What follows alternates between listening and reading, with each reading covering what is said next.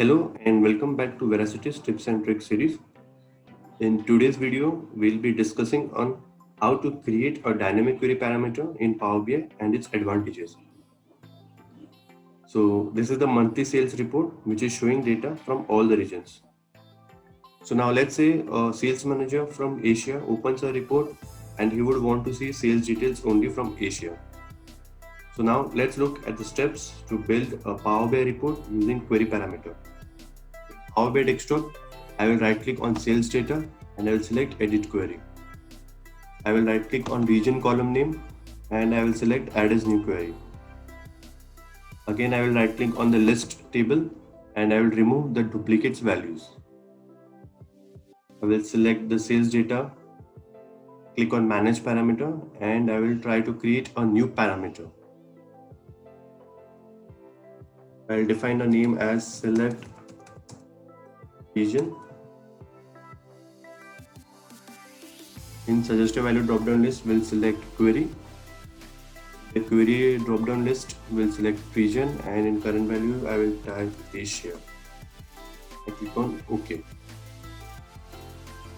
You can see a new parameter has been created and now we'll follow steps to filter the report on the basis of the selection. I'll select sales data query. I'll select region table and I will click on the arrow mark over here, select text filter and click on equal.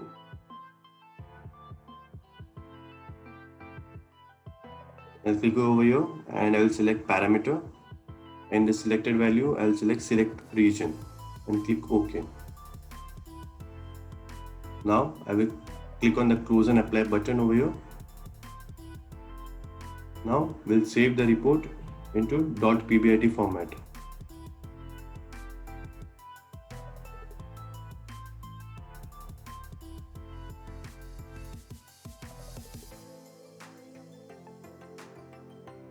I will define a template description as region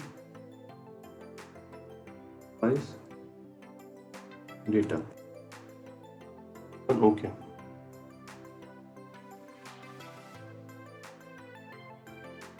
Now I'll open the .pbit format report which we have saved into my documents folder. I will double click on it. So as we can see, it is showing a from box right after we open the report. We will select the region as per the requirement and open the report. So I will select Asia and click on load. So as you could see, we now have a sales report for Asia region only. So this will help to improve the performance of the report in case of bulk data. Thank you for watching the video.